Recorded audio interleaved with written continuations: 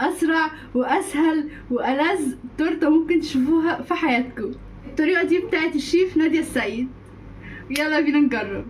نعمل زي ما عملت بالظبط. هنجيب اي بوله غويطه بالطريقه دي كده ان انا احط فيها استرتش. هبدا بقى ارص المانجا اللي انا قطعتها شرايح، هرصها على طول الطبق كده بالشكل اللي انتوا شايفينه ده. حاسه انها مفرفره من الحر فمش ماسكه نفسها. فضي 3 اكياس من الكريم شانتيه، كوب ونص من الحليب بس هنحطهم بالتدريج. هبدا اضربهم بالمضرب. خلصت الكريم شانتيه، احط طبقه محترمه من الكريم شانتيه. هنا الكريم شانتيه. دلوقتي بقى هنحط الكيكه.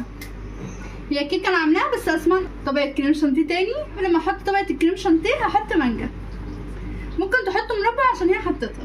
طبقه كيكه تاني، اخر طبقه كريم شانتيه. دلوقتي بقى هحط الطبقه الاخيره مانجا. كده انا خلصت. هيتبقى بقى ان احنا نغطيها بالاسترتش. الاسترتش اللي هو منها فيها فيناها لفه محترمه كده زي ولادكم اللي بتخاف عليهم من البرد بالظبط. هنحطها في التلاجة لمده ساعتين وارجع لكم تاني. خلاص عدى الساعتين بالطريقه دي الاول عشان قلق مش مصدقه ان هي وقعت نازله واقفه مش مصدقه. بسم الله تحفه.